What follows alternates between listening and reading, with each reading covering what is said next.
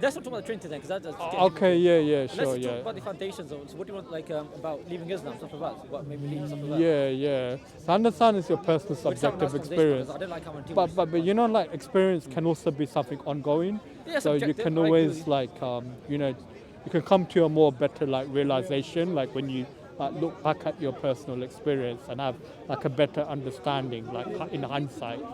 Yeah. So like Will's a Unitarian. You can try to, why don't you get Will's number and see like, maybe check out a Unitarian church, Nah, see what but Unitarians believe for in. me, if the Trinity was real or not, man, I wouldn't. It doesn't really bother me, because what really matters is if Jesus Christ resurrected or not. And for me, if God was to exist, He would come down Himself, because us man cannot live a perfect example. So that's why I believe God had to come down as Jesus Christ to represent us, because we couldn't do it. We are all sinners. So this is why I believe like God had to come down as Jesus Christ to live the perfect example, so which we can follow, and which Jesus did. No sins. Yeah, on Him. one is to do with like whether it makes rational sense, but another thing is like you can say I just believe it because that's what the Bible says I or really from believe it's the Bible history. because I'm already, as you said, I was a Muslim first, and like I was obviously thinking about Unitarian beliefs as well, because that's like something you think, how can the Trinity make sense? But then like you look at all the Bible, you see obviously the word Trinity is not even there. Like, it's not like the word Tawheed. That's what is that even in the Quran? But it's like the Trinity is not the word's not really there, but you see the concept coming through it, right? But that doesn't really matter as a Christian. I think the most fundamental of the belief is believing the resurrection of Jesus Christ. Yeah, I and agree. then believing in His word, which is true. You know what I mean? And I believe that Jesus Christ was God. Yes. And like, do I hate Unitarians? No. I still accept them. I still love them. Unitarians, I think they also believe in the resurrection as well. They believe in the But do the resurrection, but roles. they have a real different belief on some of them are Jehovah's Witnesses. I see. And they have a lot of weird beliefs on the resurrection. So at the same time, they believe that Jesus will come in their watchtower, in their offices, headquarters Okay. in America. But they said Not all Unitarians are Jehovah's Witnesses, by the way. Most Yeah. of them are Jehovah's Witnesses. But yeah, as I said with Islam as well.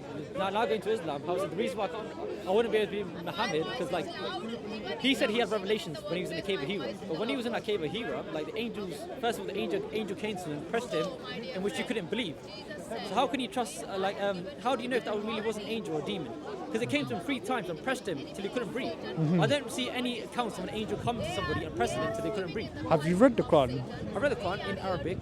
I read some parts in English, yeah. I see. So in the Quran, Satan is someone who's cursed and who's condemned. So the Quran tells you not to follow in the footsteps of Satan. Satan, basically invites you to your destruction, but whereas God is inviting you towards His forgiveness and mercy. Okay, yeah. The Quran says to do good to the travelers, to look after the orphans, to do justice, to look after the widows, Yeah. and to fight for those who are oppressed. The Quran also says, had God not driven one set of people by means of another, then the synagogues and the churches and the monasteries and the mosques, Yeah. wherein God's name is remembered much, would have been demolished. Yeah. So the Quran speaks about religious freedom, speaks about there's no compulsion in religion. I get what you're saying So there. this doesn't sound like a No, I get what satanic. you say there, but Satan comes to an angel of light. So Satan will do tricks to deceive you, thinking this is good, this is the correct religion. So he's going to say some things in there to think that it's a good idea. You know what I mean? Like even in the music industry, Satan pretends it's good, saying, oh, you'll have all this fame. This will be good, but deep down there is a deception. And with religion as well, like, if Satan's not going to say, oh, like, come and follow me, you'll have all, it's going to be bad for you. He's going to say some good things so you come to it. And to make it sound like it's truth. And even back in the days, people were doubting Muhammad, saying this is a Satan who told you this. Then the Satan gave Muhammad another revelation, saying, no, it is not me. It is not me. It's Allah who's giving you this revelation. You can see Satan was kind of like, scared, because people were coming to knowledge that this was Satan. So Satan had to give Muhammad another revelation. You know, and he was so hesitant to make Muhammad believe. Have you seen the movie The Message? It was No, like a Hollywood movie done on. So do you know, like there's Hollywood movies of Jesus? Yes. There was one Hollywood movie that was done of the Prophet. It's called The Message. It stars Anthony Quinn. It's on YouTube. So basically, it shows you like what Arabia was like before Islam. Yeah. So the Arabs, they were like stooped in sin and in idolatry and in alcoholism and in other bad stuff like gambling. Yeah. So they were already in hell, like metaphorically. So why would Satan try to go to them and lead them astray Nah, 'cause if they're already astray? That's what I'm saying. Satan does do tricks. He plays a lot of tricks, and within these people, these pagans pretty much never believed in Jesus Christ. You know what I mean? So do you know who believed in the God of Abraham before Islam? The Jewish people, right? Exactly. So these people didn't believe So in Jesus Christ. Satan would want to go to those Jewish people Yeah. and try to mislead them Yeah. He's astray, going to do many tricks because Islam such was as rising. worshipping 'Cause another god. Islam was besides- rising in them days, right? It was rising, it's going ahead, it's flying. So Satan probably allowed Muhammad to attack them in order to bring Islam ahead. Which is why the 360 idols, they were destroyed. And then Muhammad, what did he do later on? He allowed the black box and the black stone to go in place.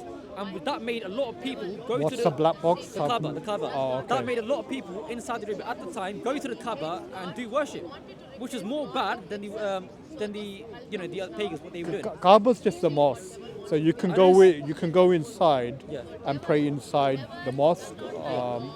So it's like the Temple of I Solomon. think from my perspective on the Kaaba, obviously the Kaaba's a black box, and you're right. It can be like any black box. You know what I mean? They might not be worshipping it. They might. It's not any box, but it's the location Yeah.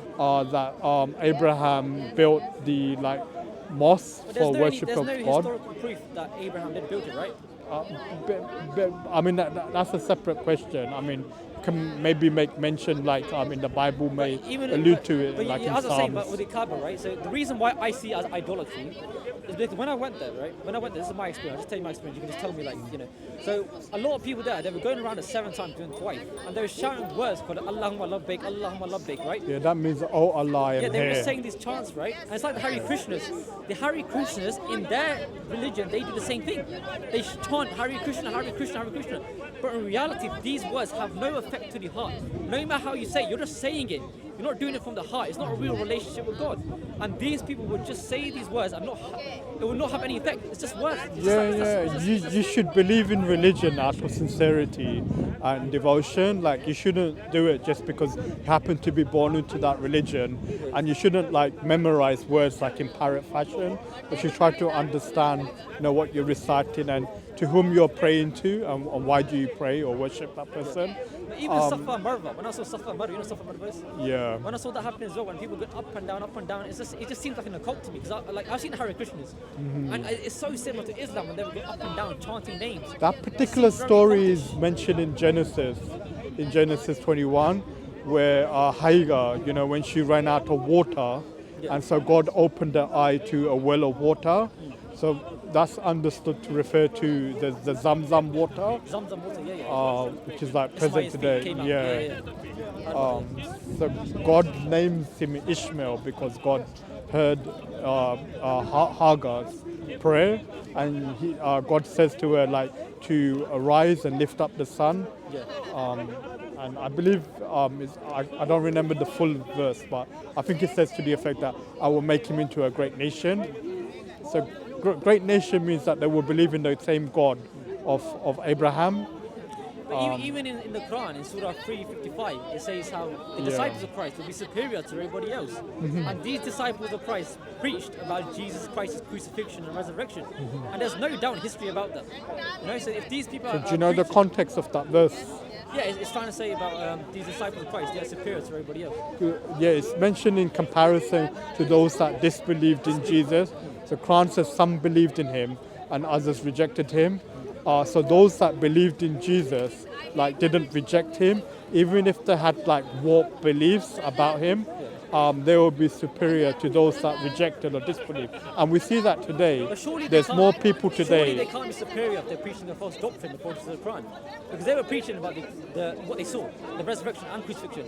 So if they are superior, surely they can't be superior if they're preaching false doctrine. Because the Bible will the Bible says there's been many false prophets and to not listen to them. So if these are false, why would Allah say they're superior? But it also says to judge them by their fruits.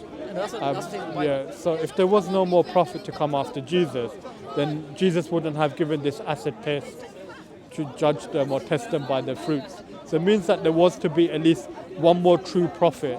Do you believe Muhammad was a true prophet? I believe he was the one who was prophesied by Jesus as the Son of Man and also Son as of the Man. Paraclete. Yeah. The Son of Man, that prophecy was fulfilled when Jesus says, I am the Son of Man. Because, he says that I am the Son of Man. Where? I can't remember the words on the internet, but if you type in Google, Jesus says, I am the Son of Man, it will come up. Because when Jesus speaks about the Son of Man, like at his trial, he speaks about the Son of Man is to come. He hasn't yet arrived, No, he but says, he will. No, he talks about it. I think he says. It doesn't say, I am the Son of Man, but it says, and you will see the Son of Man coming. Not that you will see the Son of Man returning in the clouds, but you will see him coming. So meaning he hasn't yet arrived, but... Yeah, so when it says the second coming, right? So obviously the priests, they came to him and they were like questioning him, who are you, this and this, right? And Jesus then later on he says, from now on you will see me sitting at the right hand of the Father, come down. It doesn't say that in Mark's Gospel, Yeah, but in Luke he says, from now on you will see the Son So of he's Man. not saying at the current time, but, But so he's trying to say about the resurrection, how Christ will come down in second coming to people. And even the Quran, you believe Jesus will come down. Yeah, but coming. well, that's not mentioned in the Quran, but strictly speaking, it's like in the Hadith. Yeah, still mention hadith. But you know, Mark's is like the earliest of the four Gospels to be written, so it's closer to the time of Jesus. So what it preserves is closer, like in memory. So Mark has it that Jesus prophesies the coming of the Son of Man, whereas Luke has it that the Son of Man is Jesus. It is, yeah. So the story's been changed, like it from hasn't Mark been to changed. Luke. Imagine these were eyewitnesses, right? And they were also gathering events from people that they heard. Yeah. So obviously, like, imagine like you had an event that happened, like a car crash. There's gonna be many people who's gonna say different things, but the story still lines up. The message, that word is still there. That saying was still there. Yeah, And Mark's not collecting information, but he's using Mark. Mark wasn't a disciple. Mark was using Peter. So Yeah. Mark was using Apostle Peter's narrative and what he saw. You know what I mean? So obviously, Yeah, and then Luke used Mark to write his own gospel, but Luke changed what Mark wrote by having the Son of Man become Jesus. no, but the Son of Man, everybody knows Jesus. So I'll show you what I'm speaking about. So you know in Mark chapter 14, Jesus prophesies the coming of the Son of Man. Yeah. It's in Mark chapter 14, I think it's verse 62. So it says, and Jesus says, I am, and you will see the Son of Man seated at the Yeah, right so- hand, okay, can I coming say what with the that clouds. means? Yeah. So what that means, he is saying he is the Son of Man, and he is saying you will see him sitting at the right hand of the Father. Meaning, Yeah. when the resurrection comes, right, you will literally see him. He is going to be the one. He is the truth. So he in Mark is the one come to judge. 14:62, he says, I am the Christ, the Son of the Blessed. They ask him, are you the Christ, the Son of the Blessed? He says, I am. And then he goes on to speak Yeah. about the Son of Yeah, Man so coming. there's many prophecies. Yeah. There's many prophecies attributed to him.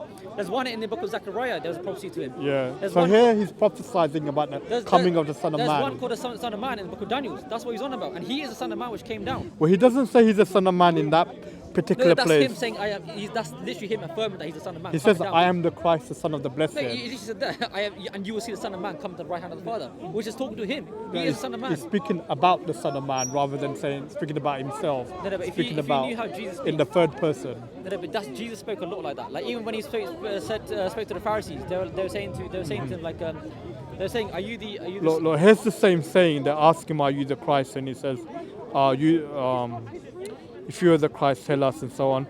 And then Jesus said, but from now on, the Son of Man shall be seated at the right hand. So he's no longer prophesying about the Son of Man to come, but he's saying that from now on, the Son of Man is seated at the right hand. No, he's not saying that this current. Jesus spoke a lot about the future. So, for example, how he said a verse like say, where he says like where two or three are gathered, there I am in the midst of them. Yeah. I mean, that's him talking about when he's going Paul back to heaven. says the same thing about himself It will as well. be on earth. And when Jesus said, "From now on, you will see me sitting at the right hand of the Father," he's talking about the future. That everybody will see him as sitting at the right hand of the Father, come to judge the nations. Well, he's speaking of the present. He's not speaking about the future. He is talking about the But future. from now on, the But Son that's of how Man Jesus shall be spoke. Jesus seated. he's spoken figures of language. He's spoken very. But you know, the languages. story's been changed from Mark's Gospel to Luke's Gospel. If you get Luke Gospel. Up. So I'll show you because in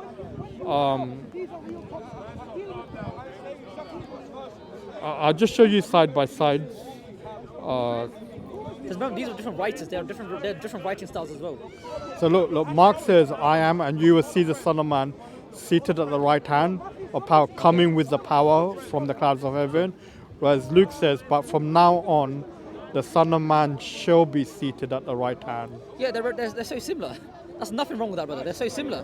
Well, here Mark is saying the Son of Man is coming with the clouds, Yes. whereas in Luke he's no longer coming, he's already here Okay. in the person of Jesus. Yeah, but the Son of Man is still sitting at the right hand of the Father. He's still there. You still seeing him there. You still see him there, right? Where it says He's you still at the will right see hand the of the Father, seated at the right hand, coming with the clouds. Okay. So he's coming, whereas in Luke he's already here, he's no longer coming. Yeah, because if you look at Luke's writings, back in the days, they had something called they're writing in like manuscripts, right? And they're writing like something called they're on like animal skins or leaves. And there was not much. There was in that time there was not enough to write on it, which is why Luke had to summarize a lot of things. And the other gospels they summarized it as well. So there's going to be different narratives and different stories. I told you it's like a car accident. There's going to be many different. It's going to be one event, but there's going to be many people telling different stories from what they saw, what they heard. What if there's like 10-15 year gap between the witnesses?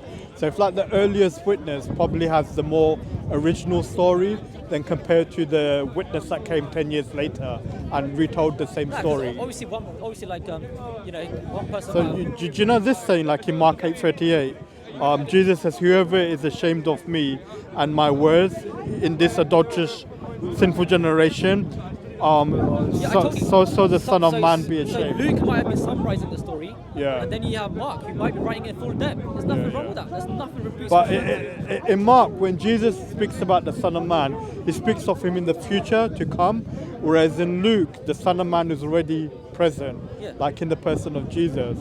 So the story changes, like Jesus becomes the Son of Man. Mark puts an addition into it because he might have heard something that Luke didn't. You know what I mean? It's just because in the Quran, Jesus prophesies the coming of another messenger after him in Surah 61. Muhammad a true prophet, right? Well, we say the Quran is the messenger of Allah. Maghrib time very shortly. Okay. Which scholar doubted the zombie story in Matthew? There is a scholar, Mike Licona. Michael Licona. So you know how he said Muhammad was a false true prophet. We were talking about that, but I didn't really bring it into you. But the reason why I believe how Jesus cannot have preached about him is if you look in the Old Testament in the book of Deuteronomy, it says that a false prophet will not have any sorcery done upon them, right? And then let me. Where does it say that in Deuteronomy? It says in I actually break my fast. Okay. But here's the thing. I mean, you're welcome to come and join us. But here it says like You said Deuteronomy chapter 18. I can't remember what it says, but here it says like it's basically saying magic will not be done upon any false prophets. And then here it says in Sahih Bukhari 5765, magic was worked upon Allah's messenger so that he used to think that he has sexual relations with his wives while he actually had not. So Yes. Muhammad here was So hallucinating. those narrations he has sex with 9 wives. So if he's contradict the hallucinating Quran. here, how can you trust his other revelations? So- If he's hallucinating or not? Have you heard of someone called Mufti Abu Layth? I don't know. No. So he's done like a commentary on this particular hadith, and he basically concludes that they're not authentic. Sahih Bukhari is very authentic because I see a lot of Muslims, right? Yeah, so when there's something goes against generally, something goes along their scriptures, they just deny it because they. So have because you it heard of refutes them. Imam Shafi? I didn't really listen to Imam because I see So a lot. Shafi was before Bukhari. Yeah. So he said after the Quran, the Muwatta, if Imam Malik is the most authentic book. So which hadith collection? This is like a scholarly debate. Because Bukhari Bukhari was very. is All scholars agree with gen- it. Even like people even come here, Not like Muhammad necessarily. Hijab, they agree with it as well. Some scholars say the Muwatta from Imam Malik is more authentic than Bukhari. But you have to take each hadith on a case-by-case individual basis. But check out Mufti Abu Layth. He's done like a series on.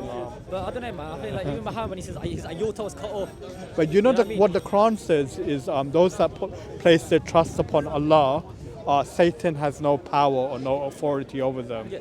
So the Quran is like contemporaneous to Muhammad. It's the collection of what the Prophet preached. So the Quran preaches that Satan has no power or authority over the believers. Yeah, but obviously Satan's known as the father of lies. So Satan does tell a lot of lies. And I believe Satan was the author of the Quran, given his revelations to Muhammad. So obviously Satan's going to be telling lies. So what I is wouldn't the believe job of Satan? Like to Satan. kill, to kill, steal, and destroy. And if you knew how Satan But works, what how is he the will- purpose of him killing and destroying? It's so that the person ends up breaking the commandments of God. Yeah, Like and that thou shalt not yeah, murder but that's or what thou shalt not kill. Yeah, Muhammad did. Muhammad, like you can see, he tried to commit suicide. 'Cause, He beat his wife up. Again, that's not in the Jihad. Quran. That's not in. Surah Full Faithful. It says to beat your wife up. And No, it doesn't. It doesn't address the husband. Like the husband's not mentioned in Surah 4, verse 24. In the Bible, it actually mentions that you can beat your child with a rod. And in the Bible, it makes mention that you can sell your daughter to slavery. So that you need more to realize sounds the, like the Old Testament. it says you can beat your female slave with a You need to rod. realize the Old Testament, right, we have been freed from it.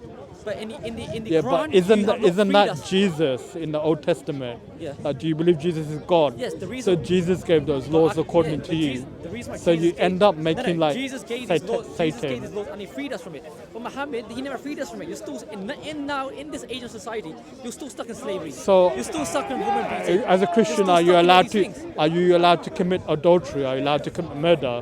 What does Jesus say? Kill not, love your enemies. Yeah. So You know what I mean? you still have to He's follow the fulfilled law.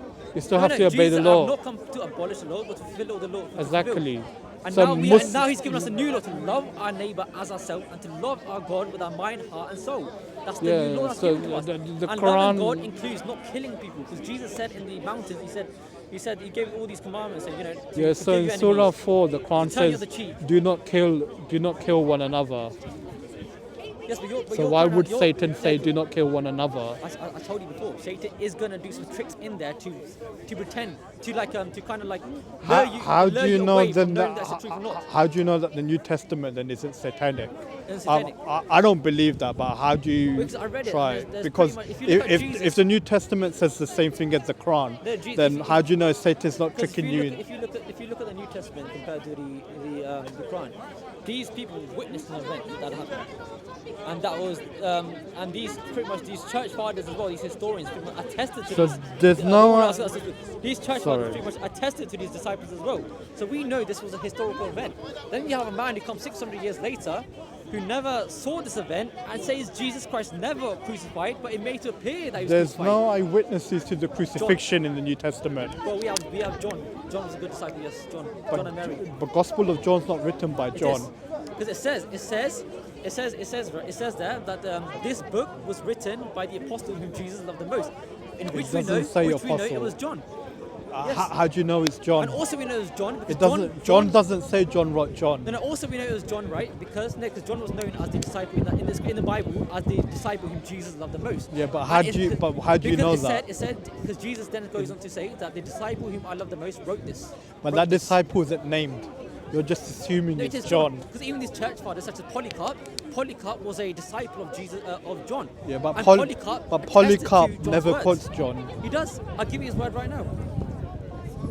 I'll give you his words right now, but I just say this one thing. Sorry about the cameras, but because the problem with the cameras is it takes out the sincerity or genuinity of the conversation. That's right, man. You're just more conscious about like how you look on camera. Yeah. I don't really like that. No, it's alright. Yeah, hopefully next time we can speak off camera. Yeah, but Polycarp. But Polycarp never quotes the Gospel of John. He quotes the other Gospels, but he doesn't quote John's Gospel, which is one of the reasons why scholars doubt the attestation that John wrote John. And even the Gospel of John tells you that it wasn't written. Here it is. And this was the words of Irenaeus, who knew Polycarp. And this is what Yeah. Irenaeus said. He says, I could tell you the place where the blessed Polycarp sat to preach the word of God. It is yet present to my mind with what gravity he everywhere came in and went out. So that's Irenaeus speaking. I'll still say so. Yeah. What was the sanctity of his deportment, the majesty of his countenance, and what were his holy exhortations to the people? I seem to hear him now relate how he conversed with John and many others who had seen Jesus Christ. These were the words which he heard from the mouth.